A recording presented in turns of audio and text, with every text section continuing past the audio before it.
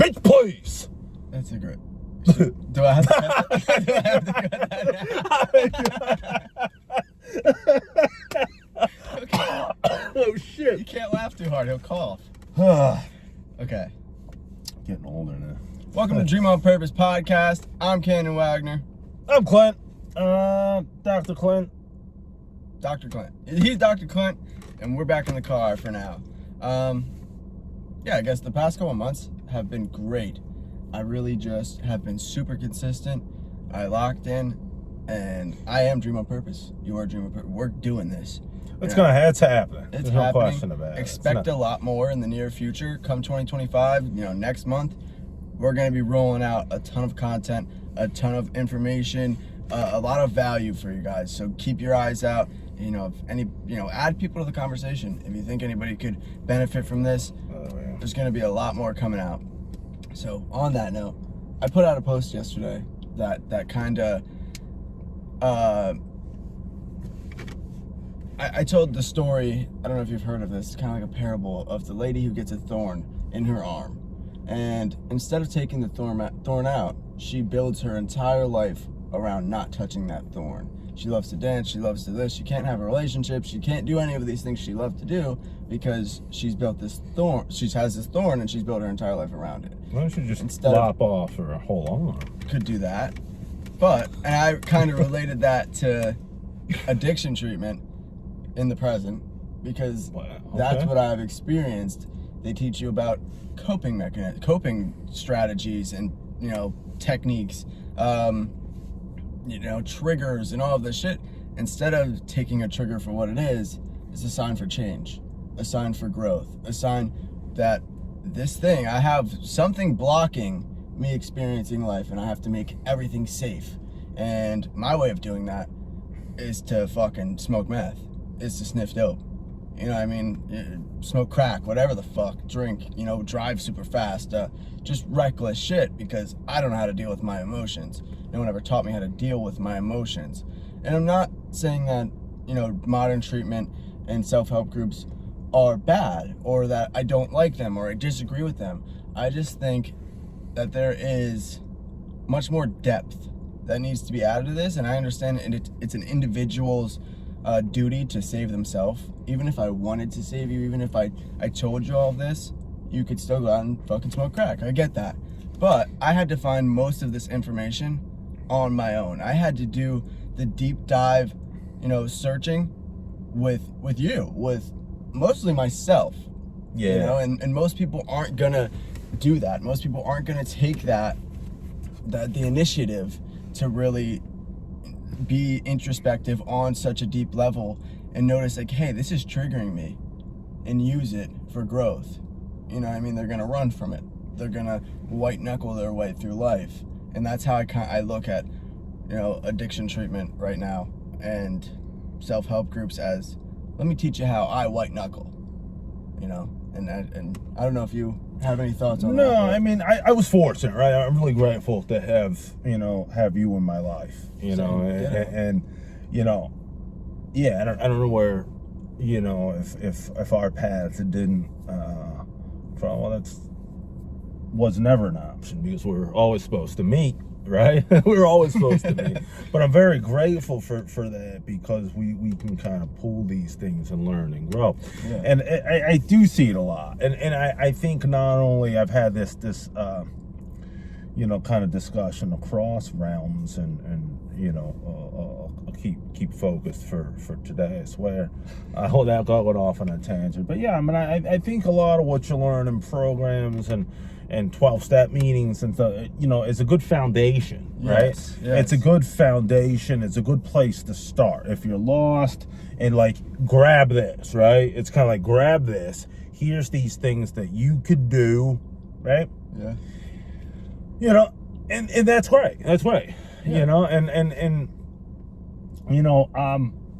grateful for it. And I'm grateful for it, but I think if we kind of dare to sort of go beyond, I think in particular for myself, as I really kind of gravitated toward the spiritual aspects of the program, it's really sort of meant all the difference to me, Yeah. You know, because we've talked about this before. I didn't go to any of these things just to stop drinking or using drugs. I didn't get sober just to get sober. You know, and I don't, I didn't get sober to be miserable. Yeah. It's not the life that I want. Nor that and it takes so much effort. It took so much effort to kind of get to a point where I could step away. And it took so much effort to change the way that I was thinking and living my life. That I got to tell you, for that being the only reward, it wasn't going to do it. Just wasn't going to do it for me. And so I needed to kind of look beyond to how I can get closer to my God, how I can continue to grow and develop as a human being. And what I find now is my connections with people like you and other important people in my life are deeper. And that's been the most reinforcing part, is like every day, is this joy that I experience because it's so much, because of spirituality, because of God, because of the because people. Of your understanding, your knowing of God. And so, but had I stayed, and I've done this before, I've relapsed a lot, right? I mean, I got enough, I tell other people this, I have enough white key tags to wallpaper a whole house, right? Or side a whole house. And a lot of times I just did, and then I found myself wanting more, as I do. I have a disease of more, but what I didn't realize is that, it was more of a spiritual hole. So had I stopped there, I would have kept on this kind of perpetual wheel, and I feel like that's where a lot of folks, at least where I got stuck, right? That's where I got stuck is, when I do these, then I get sober. Well, now what? Sober life's getting a little bit better, and I got, caught in that rinse and repeat cycle of, being sober for a little while, and then kind of, starting to get up in my head, think there has to be more. The fact that I was just stopped wasn't enough. Yeah. Because I was kind of missing where the stuff was, and it goes back to, I think, what you talked about, remystifying, right? So I like when you said that. Yeah. So I want to talk. I don't want to demystify this program, the 12 steps. I want to remystify. I like that. I think that's super important, because some part of you knew that there was more. Some part of you knew that this wasn't all there was. Yeah, I got clean and everything, but I know I can, have a more profound sense of joy, sense of peace, sense of happiness and connection. Yeah. It was more intuitive, probably, in your mind was like, no, you fucking can't. What are you, retarded? Whoa. Can we say that? But seriously, I look at what we do, and I read Untethered Soul by Michael Eisinger, and he talks about what we do essentially is build a box within ourselves. A box that the only light we get is from ourselves. But if we touch the fucking outside, the wall, it hurts. I cannot explain it. Read the book. But essentially, that's how I look at. We are taught how to not touch the box. But on the other side of the wall is light. On the other side of the wall is all the joy. And if you can figure out how to take down these walls that you've built within yourself of I'm not good enough, of I don't know how to be in a good relationship, money is hard to make for me, things, this is just how it is, you know what I mean, like traditional, how we're taught to think, these narratives that we tell ourselves, 100%, right? the beliefs that shape our reality. If we can knock down those walls, you get to experience that omnipresent, omnipotent light that resides in all of us, that spiritual, just what I'm doing it for, you know what I mean? Like I got a taste of that while in the house, and I got out of the house. The house was the walls for remember who you're doing it for. Yeah, dude. Right?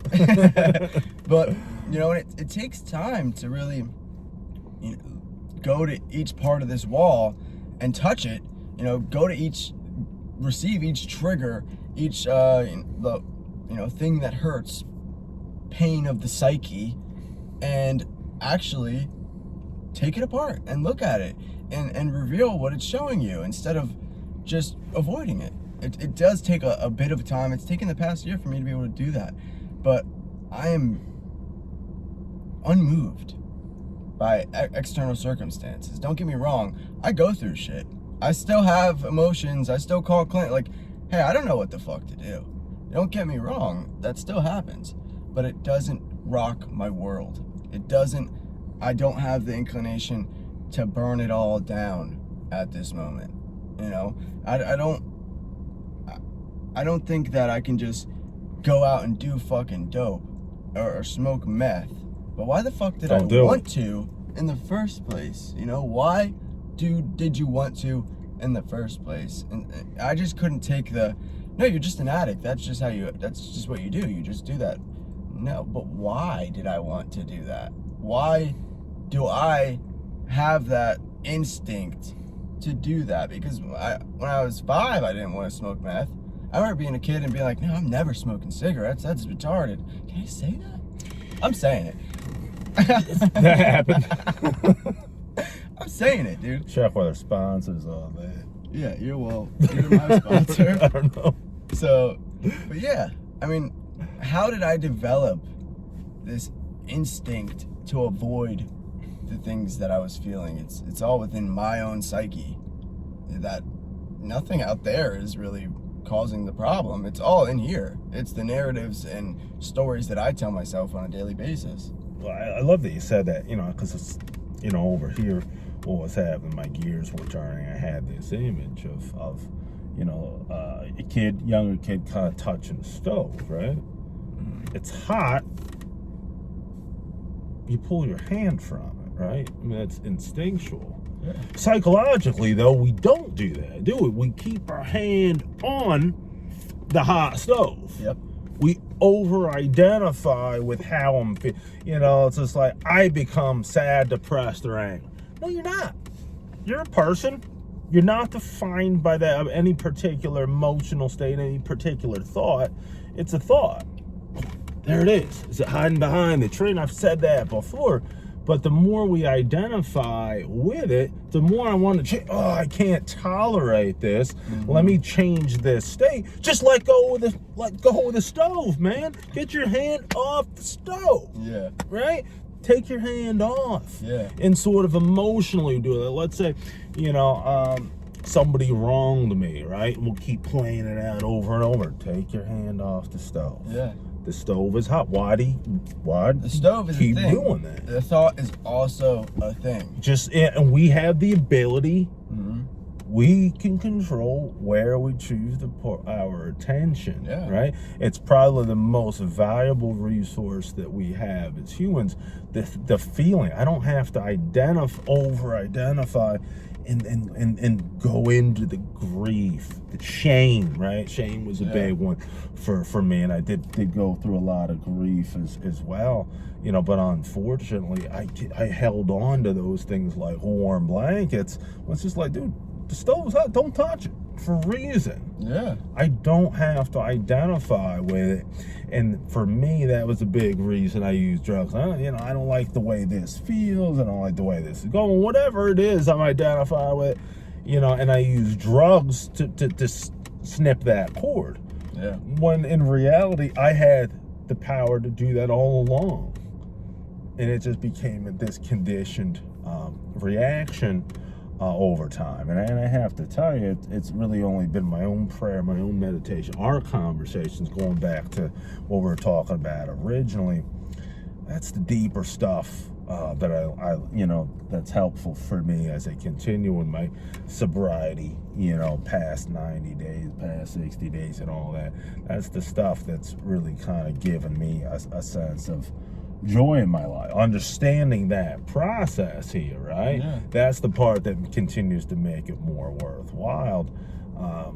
You know, that deeper level spiritual stuff that we're talking about, and that's in that. If you look close enough in the spiritual program, AA and NA, I think over time have certainly tried to appeal to the masses, and in doing so, some people might struggle in their beliefs and that kind of thing. Yeah, and they don't want to less viable. Yeah, they don't want to turn people off to it, and I guess I get that, I guess I get that, but I mean, as they say, there's no atheists in the foxholes, you know. And when I think about that saying, think about the desperation. Yeah, everybody's gonna put it in a foxhole, and that's really how desperate it is. That's how desperate my addiction was, that I had no place to look but up for Him. Right? For God, for that connection. In that jail cell. You know what I'm saying? Yeah, wherever you were at in that moment, you know, there was only one place to look. There was only, you know, and that's where it is, you know, and there's the journey there, and I think that's the real journey, that peace, serenity, and joy is finding your way back to God, however you define that for you. In the 12 steps, they say, you know, God could and would if He were sought. And I watched the video last night of a pastor speaking, and he said, but isn't it reasonable to assume that he can't and won't if He's not? You know?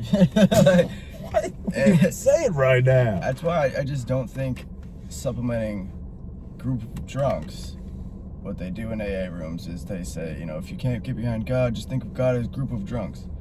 But think about the idea of God. Something that we've been going to war for thousands and thousands of years. Think about God and how powerful of a thought, the thought alone of God is. I don't think that anyone meant for this to be supplemented at all. You know, it's written throughout the 12 steps a bunch. And I need to clarify that my idea of God has nothing to do with some man in the sky. Has no religious context. I think the religious context has relation to my God, but not the other way around. I think I see God as an impersonal energy. He could and would if He were sought. You can, and we do, use electricity in a healthy, beneficial way. But it can also shock the shit out of me. You know what I mean? It can also burn down my house. Don't do it. And that's how I look at God. Whether a baby falls off the roof or a murderer jumps off the roof, they're both dead. You know, gravity is going to bring you to the ground. And that's how I look at God. You know, that's this omnipotent, omnipresent frequency, this omnipotent just energy that we are all connected to, that animates all of our beings, that animates this big, beautiful world that we all live in. You know, I'm not going to sit here and even try to, you don't think of God, you know God, you know, and you don't, it's not, it's a feeling, you know. I don't know. It's important that you have your own understanding of God. And I'm not saying don't be religious or anything like that. But when you think of prayer as me calling out to this man who lived 2,000 years ago or is somewhere up in the clouds, that takes the power out of you, you know? And I think it's not instilled enough in religion or in these rooms that you are connected to and a part of God. You are, there's a bit of the creator in every creation. You know, we have Van Gogh's paintings because he still exists in those paintings. He's still there. And I think that's literally, that's us. Created in His image. You know? And isn't it safe to assume that there was a God before, you know, Jesus? Or before we could read and write, before all of these, I don't know, man. You got to think about it. Take the time to think about it. Agreed. I mean, I think, you know, and that's why that's where I think they're hoping, you know, I can't, you know, speculate on exactly why, but I think there's a place where a group of drunks can be helpful if we can kind of recognize God within each other. But I think that's the journey. I know that's certainly been the journey for me, right, is to understand and sort of metaphorically it's, you know, or however you interpret the theology, the separation, right, the separation from God originally that occurred I think the task has been getting back in touch with, Living in alignment. yeah, living in alignment with God, living in alignment with my spirituality, living in alignment, harmony with the world, Yeah. right? Because that is, when I live in alignment with me, I live in alignment with the world. Yeah, I that live is in life on alignment, life right? terms. Yeah. That's a bar. Yeah. I am the way I am the life. It says, I think it says in the scripture. And so for me, that's where the joy comes from. That's for the motivation for, like, wait, there's something bigger waiting for me besides just putting a drug or a drink down. That's where it's at, and that's really where our connection started, right? Is understanding that, and that's what all this is about, and building what we're trying to build here is all about, is bringing that recognition that there's something much bigger that awaits on the other side. And I don't know, and again, I think through our relationship, through other things that we've been through, we've gotten there, and I want to help as many people as we can kind of get there. I don't know.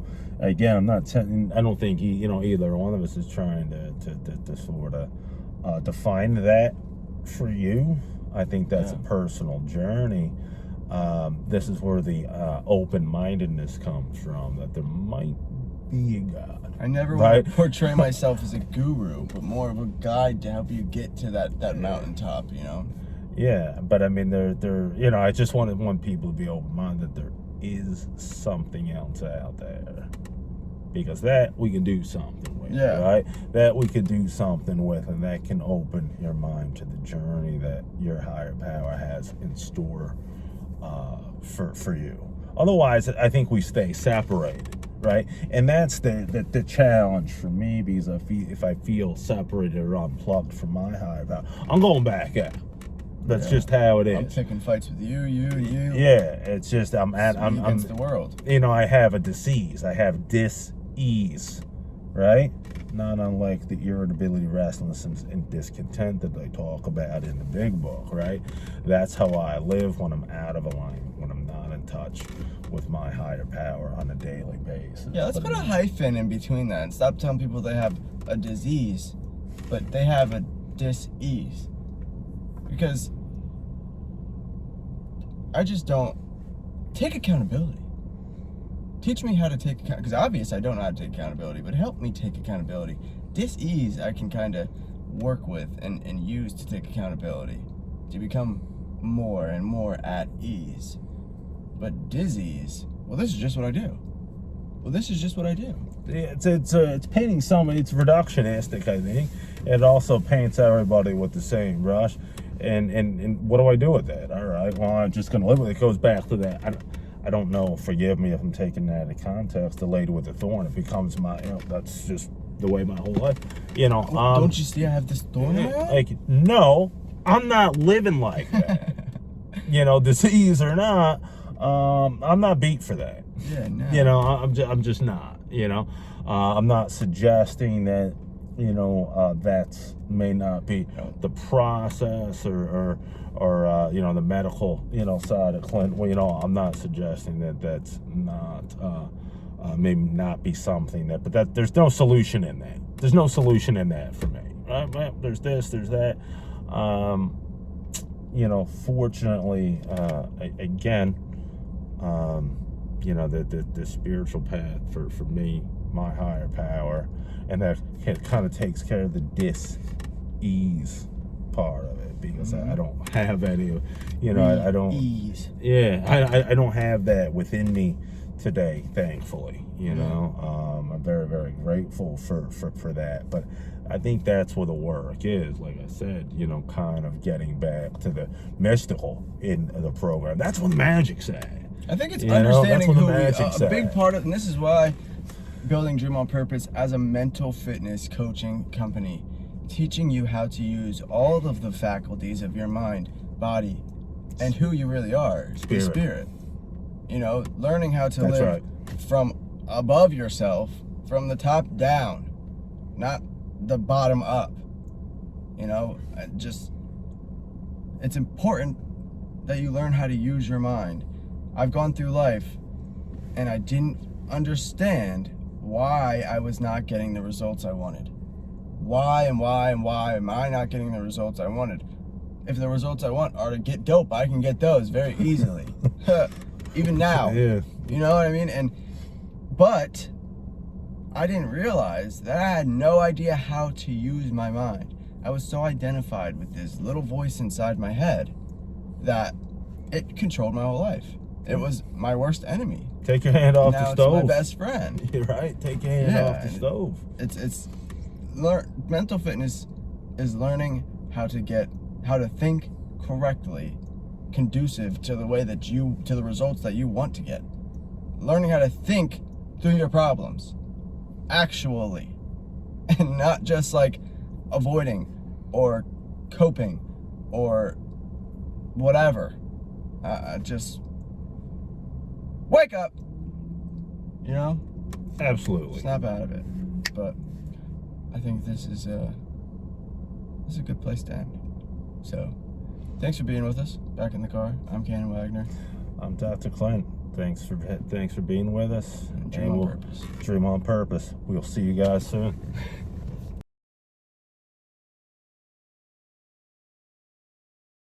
Wake up!